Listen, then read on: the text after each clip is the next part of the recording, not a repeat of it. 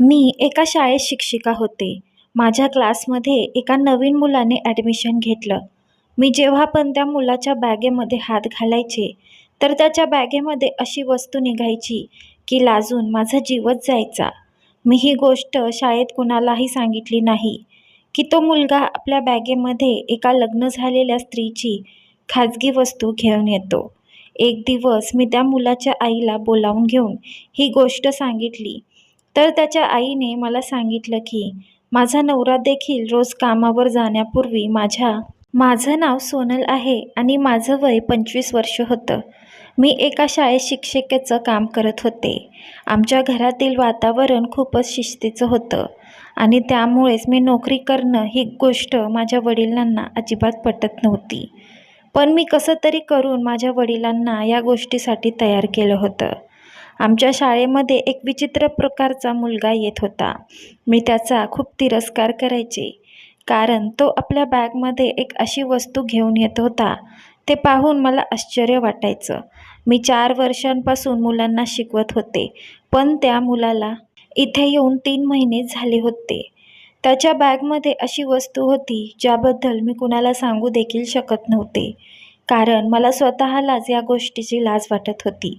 हा मुलगा आमच्या शाळेत पहिल्यापासून शिकत नव्हता, त्यामुळे त्याच्याबद्दल कुणाला जास्त काही माहिती नव्हतं.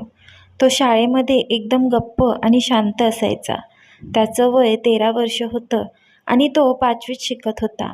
एक दिवस मुलांची स्कूल बॅग चेक करण्याची ड्युटी माझ्यावर सोपवण्यात आली, कारण आजकाल मुलं आपल्या बॅगेत व्हिडिओ गेम्स आणि मोबाईल वगैरे घेऊन येतात. या गोष्टीची स्कूलमध्ये परवानगी नव्हती, म्हणूनच सगळ्या मुलांच्या बॅग चेक केल्या जायच्या. पण जेव्हा मी त्या मुलाची बॅग उघडून बघितली, तर मला आश्चर्य वाटलं. माझ्यासोबत असलेल्या शिक्षिकेने विचारलं की काय झालं आहे?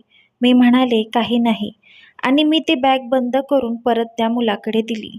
पण जाताना मात्र त्या मुलाकडे मी आश्चर्यानेच बघत होते. स्कूलचा पहिलाच दिवस होता आणि तो मुलगा हे काय करतोय हे कळल्यावर मी गप्प बसले. मुलांची स्कूल बॅग चेक करण्याचं काम माझं होतं, त्यामुळे बाकीच्या शिक्षिकांना याबद्दल माहिती नव्हतं, आणि जर त्यांना माहीत झालं असतं तर कदाचित त्या गप्प बसल्या नसत्या. पण माझं प्रकरण काही वेगळं होतं. स्वतःला सांभाळून मोठ्या कष्टाने मी घराच्या बाहेर पडले होते. माझ्यामध्ये आत्मविश्वासाची खूप कमी होती, त्यामुळे कुणाला डायरेक्ट बोलण्याची हिंमत माझ्यामध्ये नव्हती. पण त्या मुलासोबत हे काय केलं जात होतं? त्या मुलाचा अशा वस्तूपर्यंत हात कसा काय पोहोचत होता? त्याच्या घरात त्याला थांबवणारं कोणी नव्हतं का? काय त्याच्या आईला ही गोष्ट माहिती नव्हती का? आपला मुलगा बॅगेमध्ये कोणती वस्तू टाकून शाळेमध्ये जातो? इतर मुलांना अशा गोष्टी दाखवून त्यांना अकाली मोठं करायचं तर नव्हतं ना? मी त्या मुलावर नजर ठेवण्याचा विचार केला. त्या वर्गावर माझे 2 तास असायचे. मी खूप छान शिकवत होते, पण आज मला त्या मुलावर लक्ष ठेवायचं होतं. तो मुलगा बाकीच्या मुलांप्रमाणे नव्हता, एकदम शांत होता. त्याने दिवसभर असं काही केलं नाही जे नियमाच्या बाहेर होतं. पण एक अशी गोष्ट होती, ती खरंच खूप विचित्र होती. तो लंच ब्रेक मध्ये देखील आपली बॅग आपल्यासोबतच घेऊन गेला. तो आपली बॅग स्वतःपासून दूर करत नव्हता. जेव्हा त्याने पहिल्यांदा त्याची बॅग मला दाखवली होती, तेव्हा तो खूप टेन्शनमध्ये होता. मी ही गोष्ट माझ्या सहकर्मी, माझ्या मित्रांना आणि मुख्याध्यापकांना देखील सांगू शकले असते, पण मलाच त्या गोष्टीची एवढी लाज वाटत होती की मी बोलू शकत नव्हते. पण हा प्रॉब्लेम मला सोडवायचा होता. आजकालची मुलं पहिल्यासारखे निष्पाप अजिबात नव्हते. ही खूप वाईट गोष्ट होती, कारण हे आपल्या देशाचं भविष्य आहे आणि माहीत नाही हे लोक कुठल्या मार्गाने जात होते. एकीकडे आमचं घर होतं, जिथे मला फोन वापरण्याची देखील परवानगी नव्हती. माझं वय 25 वर्ष झालं होतं आणि जर कधी मला शाळेतून घरी जायला उशीर झाला तर ओरडा खाव्या लागत होत्या. आमच्या घरची परिस्थिती खूपच हलाखीची होती, त्यामुळे माझ्या वडिलांची इच्छा नसतानाही मी त्यांच्या विरोधात जाऊन नोकरी करत होते. पण त्या मुलाचं असं वागणं पाहून मी काळजीत पडले. एक दिवस मी त्या मुलाला थांबवलं आणि म्हणाले की तुझ्या बॅगमध्ये काय ठेवलं आहेस? तुला लाज वाटत नाही का? तू अशा वस्तू शाळेमध्ये का घेऊन येतोस? रोज ही वस्तू तुझ्या बॅगमध्ये असते. मी तुझी तक्रार तुझ्या आईवडिलांकडे किंवा प्रिन्सिपल मॅडमकडे करेल. त्या मुलाने सुरुवातीला तर मान खाली घालून माझं बोलणं आरामशीर ऐकलं आणि नंतर एक नजर मात्र माझ्यावर अशी टाकली की जसं काय तो आता माझा खून करणार आहे. 2 मिनिट त्याने माझ्याकडे रागाने बघितलं आणि म्हणाला की तुम्ही कुणाला काही सांगू शकत नाही. एवढं बोलून तो तिथून निघून गेला. आणि खरंच मी एवढी घाबरली होती की जसं काय एखाद्या मोठ्या माणसाने मला धमकी दिली आहे की तू काही सांगणार नाही आणि जर सांगितलं तर मी तुला जिवंत मारेल. त्या मुलाच्या अशा वागण्याने मी एवढी घाबरले होते की मी खरंच कोणाला काही सांगितलं नाही. मी जर प्रिन्सिपल मॅडमला ही गोष्ट सांगितली असती तर त्या मुलाला त्यांनी शाळेतून काढून टाकलं असतं. सुरुवातीला तर मला वाटलं तो मुलगा निष्पाप आहे, पण आज त्याच्या चेहऱ्यावर मला तो निष्पापपणा दिसला नाही. आता मात्र फार उशीर झाला होता आणि जर मी सांगितलं असतं तर मला विचारलं गेलं असतं की हे कधीपासून होत आहे आणि एवढे दिवस झाले तरी तुम्ही ही गोष्ट का सांगितली नाही? तुम्हाला कुठल्या गोष्टीची भीती होती? काय तुम्ही पण या मुलाला साथ देत आहात? एवढीशी गोष्ट सांगायला तुम्हाला काय लाज वाटत होती? आता मी मात्र मध्येच फसले होते, त्यामुळे मी गप्प बसले. एक दिवस त्याचा होमवर्क कंप्लीट नव्हता तर मी त्याला ओरडले आणि म्हणाले की तुझं लक्ष अभ्यासाकडे नाही, असल्या फालतू गोष्टींपासून तू दूर राहा. पण दुसऱ्याच दिवशी असं झालं की मला फार मोठा धक्का बसला. त्या मुलाने दुसऱ्या दिवशीही आपला होमवर्क कंप्लीट केला नव्हता आणि हे सतत 5-6 दिवसांपासून होत होतं. पण मी त्याला माफ करत होते. मी त्याला विचारले, आज देखील तुझं होमवर्क कंप्लीट केलं नाही? तर तो म्हणू लागला की मी नाही करणार, माझी मर्जी आहे की मी काही पण करेल. मला एवढा राग आला की मी त्या मुलाला एक हळूवार फटका दिला. मी त्या मुलाला हळूवार मारलं होतं, पण तो मुलगा अशा प्रकारे जमिनीवर लोळून रडू लागला की जसं काय मी त्याला खूप मारले आहे. तेवढ्यातच शेजारच्या वर्गातील शिक्षिका आल्या आणि म्हणू लागल्या की तुम्ही हे काय केलं? असं मुलांना मारण्याची परवानगी शाळेमध्ये अजिबात नाही. मी खूप घाबरले होते. तो एवढ्या मोठ्याने रडत होता की रडता रडता त्याने आपला श्वास देखील बंद केला होता. थोड्याच वेळात त्याच्या घरी फोन करून त्याच्या आईवडिलांना बोलावून घेण्यात आलं. सगळे लोक प्रिन्सिपल मॅडमच्या रूममध्ये उभे होते आणि कोर्टासारखं वातावरण तयार झालं होतं. सगळे लोक माझ्याकडे असे बघत होते की जशी काय मी खूप मोठी चुकी केली आहे. मी हे कुणाला सांगितलं नाही की या मुलाने जाणून बुजून नाटक केलं होतं आणि मला राग यावा म्हणून हा होमवर्क देखील कंप्लीट करत नव्हता. मी फक्त एवढेच म्हणाले की मी या मुलाला हळूवार एक फटका मारला होता. त्यावर प्रिन्सिपल मॅडम मला रागातच म्हणाल्या, आपल्या शाळेत मुलांवर हात उचलण्याची परवानगी नाही. जर मुलांनी काही चूक केली असेल तर जास्तीत जास्त त्याला वर्गाच्या बाहेर उभं केलं जातं. त्या मुलाने अशी काय चूक केली की तुम्हाला त्याला मारण्याची वेळ आली? तुमच्या या चुकीबद्दल मी तुम्हाला नोकरीवरून देखील काढून टाकू शकते. प्रिन्सिपल मॅडमचं ते बोलणं ऐकून मी मात्र खूप घाबरले होते, कारण असं काही व्हावं अशी माझी अजिबात इच्छा नव्हती. मी प्रिन्सिपल मॅडमची आणि त्या मुलाच्या आईवडिलांची माफी मागितली. त्यावर त्या मुलाची आई म्हणाली, काही हरकत नाही, चूक तर होतच राहते. यापेक्षा जास्त तर मी त्याला घरी मार देत असते. तोच खूप खोडकर आहे. त्यांनी मला साथ दिली. ती एक खूप चांगली बाई वाटत होती. ती आपल्या मुलाला तिथून घेऊन निघून गेली आणि प्रिन्सिपल मॅडम मला म्हणाल्या की त्या लोकांनी काही ॲक्शन घेतली नाही, नाहीतर आज तुझी नोकरी गेली असती. यानंतर अशी चूक पुन्हा करू नकोस. मी खाली मान घालून प्रिन्सिपल मॅडमच्या रूममधून बाहेर आले होते. मला त्या मुलाची आई खूप चांगली वाटली होती. कदाचित ती आपल्या मुलाला चांगल्या प्रकारे ओळखत होती. ती माझ्यासोबत चांगली बोलली होती, म्हणून मी विचार केला की त्यांच्यासोबत एकदा बोलून घ्यावं. पण मला त्यांचा नंबर कुठून मिळणार होता? मी त्या मुलाच्या डायरीमध्ये बघितलं तर त्यामध्ये त्याच्या आईवडील दोघांचाही नंबर लिहिलेला होता. आमची शाळा ही खूप चांगली होती, जिथे प्रत्येक गोष्टीची काळजी घेतली जात होती.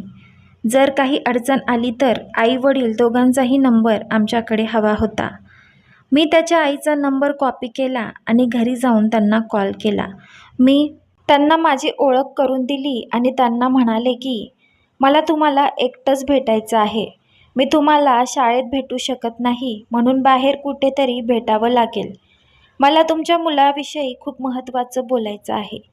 मी विचार केला की त्या काळजीत पडतील आणि काहीतरी प्रश्न विचारतील. पण त्या म्हणाल्या की ठीक आहे, मी तुम्हाला भेटण्यासाठी तयार आहे. मी त्यांना भेटण्यासाठी पत्ता आणि वेळ सांगितला आणि फोन ठेवला.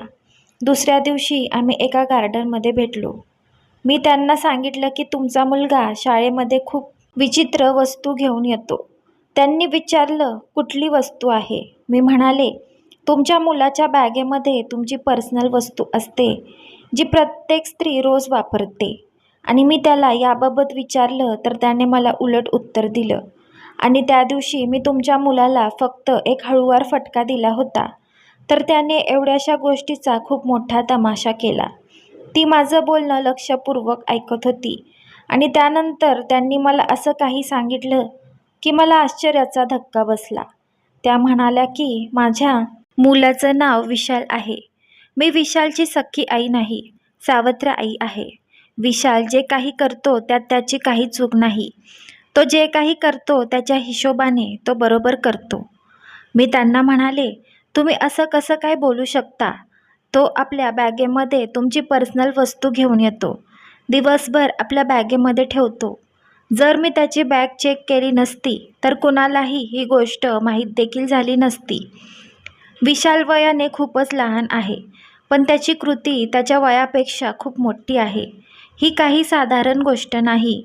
तुम्ही याला नॉर्मल कसं काय म्हणू शकता? तुम्ही त्याची आई नाही, त्यामुळे तुम्ही हे समजून घेऊ शकत नाही. तर त्या सांगू लागल्या की खरं तर या सगळ्या गोष्टींमध्ये विशालची काहीच चूक नाही.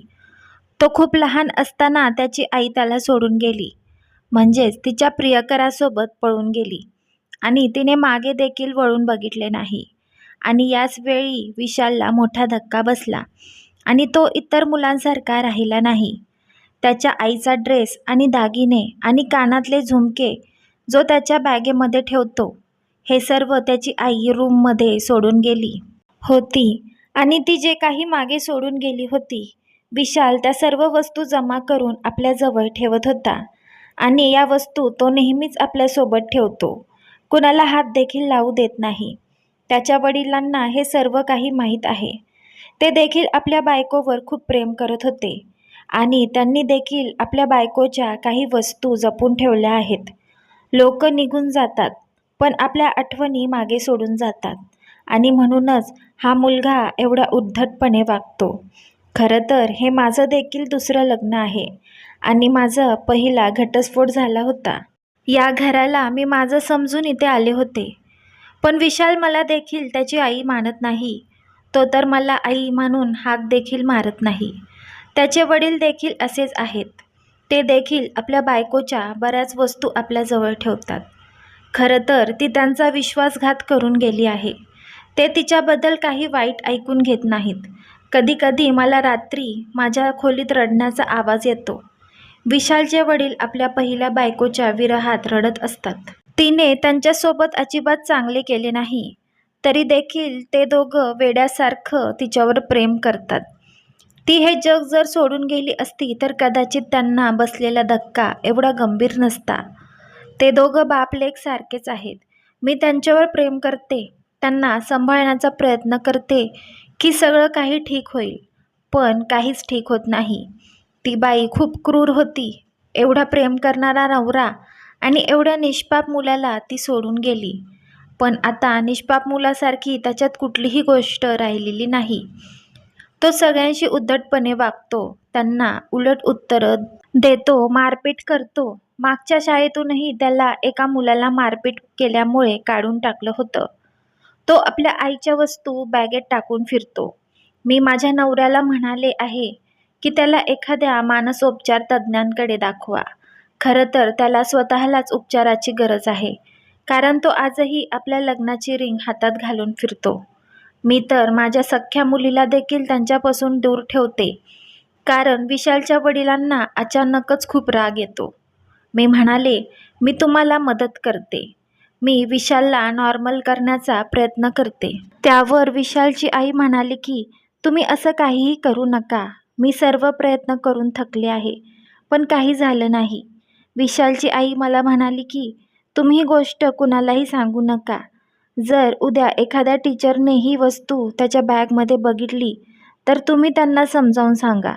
जर ही वस्तू त्याच्याकडून कोणी हिसकावून घेतली तर तो वेड्यासारखा वागतो आणि त्यांना नुकसान देखील पोहोचवू शकतो. विशालच्या आईने मला धन्यवाद दिला आणि त्या घरी निघून गेल्या. मी घरी आले तर त्या मुलाबद्दलच विचार करत होते की लोक कसे आपल्या आनंदासाठी आपल्या मुलांचं आयुष्य आणि त्यांची मानसिक स्थिती उद्ध्वस्त करतात. त्याची आई माहीत नाही कुठे जाऊन बसली होती आणि आपलं आयुष्य जगत होती.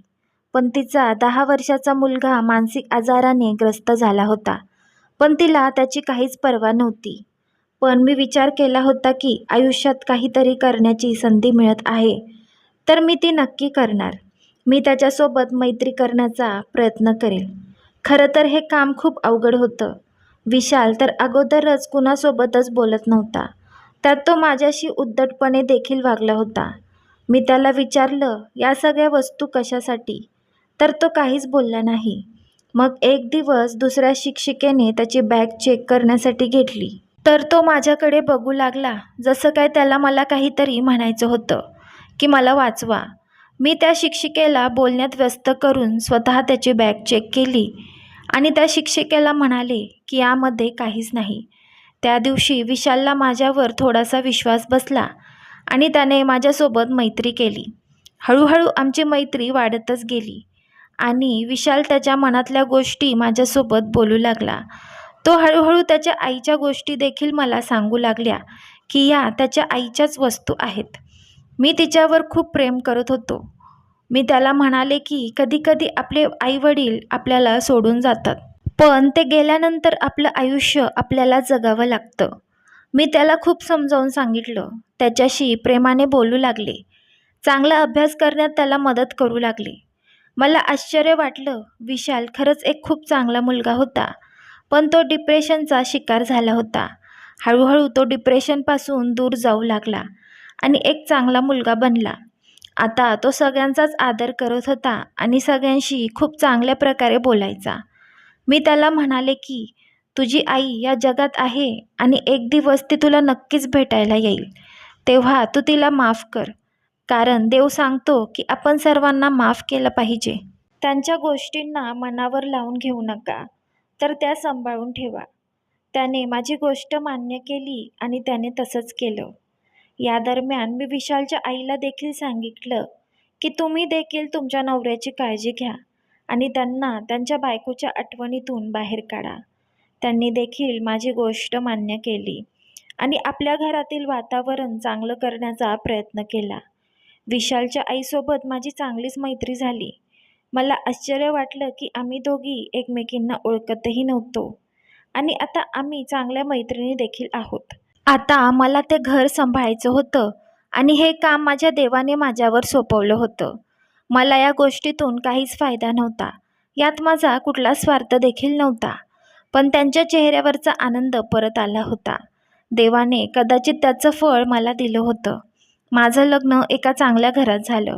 हे लग्न विशालच्या आईनेच जमवलं होतं आणि माझा नवरा हा विशालच्या आईचा काकाचा मुलगा होता. तो बाहेर देशात जॉब करत होता आणि त्याचं स्वतःचं घर देखील होतं. मी आता त्यांच्या घरातील हिस्सा झाले होते. विशालच्या घरी माझं नेहमी येणं जाणं असायचं आणि आता सर्व काही ठीक झालं होतं. मला आयुष्यभर स्वतःचा खूप अभिमान वाटत होता की मी काहीतरी चांगलं काम नक्की केलं होतं. शेवटी मी त्या महिलेबद्दल एवढंच सांगेल की तिने खूप चुकीचं काम केलं होतं. तिने 2 व्यक्तींचं मानसिक संतुलन बिघडवलं होतं. त्यांचं आयुष्य पणाला लावलं होतं आणि एवढ्या निष्पाप मुलाला एवढ्या मोठ्या धक्क्यात टाकलं होतं. त्यानंतर विशालची पळून गेलेली आई, ती कधीच परत आली नाही आणि तिने कधीच फोन देखील केला नाही. मी विचार करत होते की जगात किती निष्ठुर लोक असतात. देव अशा सगळ्या लोकांना सद्बुद्धी देवो. मित्रांनो, तुम्हाला ही कथा आवडली असेल तर व्हिडिओला लाईक आणि शेअर करा आणि आपल्या चॅनलला सबस्क्राईब करा आणि बेल आयकॉनवर क्लिक करून ऑलवर सेट करा. व्हिडिओ पूर्ण पाहिल्याबद्दल तुमचे धन्यवाद.